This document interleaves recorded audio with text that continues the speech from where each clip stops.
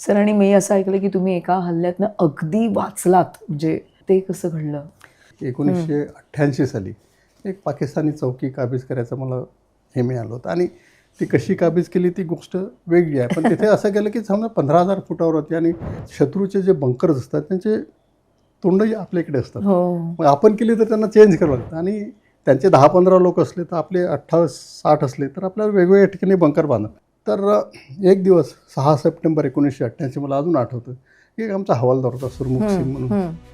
तर त्याला ते स्नायपर म्हणजे जे नेम धरून गोळी मारण्याचं लागतं. हो. स्नायपरने गोळी मारली तर डोक्याला लागली, पण लकीली आत नाही गेली, अशी ग्रेस करून गेली.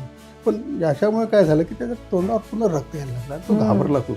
तर त्याचा बंकर खूप दूर होता. तर कसं तरी करून याला हलवायला पाहिजे. मग आमच्याजवळ ते टेलिफोन असायचे, काय त्याला फोन केला तिथे.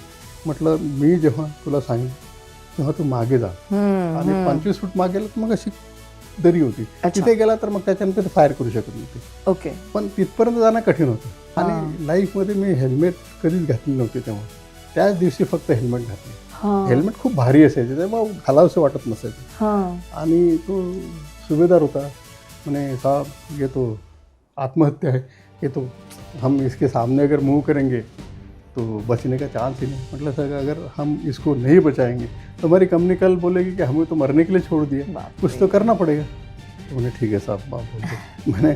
आणि आम्ही एका दगडाच्या मागे होतो, एक बंकर तिथे आमचा हे, आणि इथे यायचं म्हटलं म्हणजे मग सेफ्टीमध्ये होतं. तर त्याला म्हटलं साहेब निघलो. आणि जसा हा गेला तसा त्याला सांगितलं तू मागे जा. हा जेव्हा ओपनमध्ये आला ते पाकिस्तानाला समजलं नाही हा काय करतोय काय, मग ते बावचळले. अच्छा. तेवढ्याच वेळेस हा मागे गेला, वाचला आणि तोपर्यंत हा इथे येऊन पोहोचला. ओके. मग त्यांना मग पाकिस्तानी सावध झाले. त्यांनी पाहिलं की मागे पण एक लपलाय, तेव्हा मी होतो तिथे. आणि आता तिथे 5 मिनिटाच्यावर राहू नाही शकत, कारण की एवढी फायरिंग झालं तर लागणारच गोळी. काही करणं मला हे म्हणजे गरजेचं होतं तिथून हलणं. आणि मी आपलं देवाचं नाव घेतलं आणि म्हटलं चला. आणि मी असं सांगतो लायटरमॅनमध्ये तर त्या दिवशी तर माझा स्पीड कोणी घेतला असतं तर मी त्या दिवशी उसेन बोल्टला पण हरवलं असतं. इतक्या स्पीडने निघालो मी. अच्छा. पण ते सगळे ते तयार होते, स्पायपर, MMG. आणि त्या बुलेटच्या माऱ्यामध्ये एक बुलेट माझ्या हेल्मेटला इथे लागली, ओ माय गॉड, डोक्याच्या इथे. आणि तरी एकदम स्टंट झालो, पण ती त्याच्यानंतर मी या दगडाच्या सेफ्टीमध्ये आलो. आणि ती बुलेट हेल्मेटमध्ये बुलेट अजूनही माझ्या युनिटमध्ये ठेवली आहे त्याचा सामना. तर तो एक जो प्रसंग आहे तो एकदम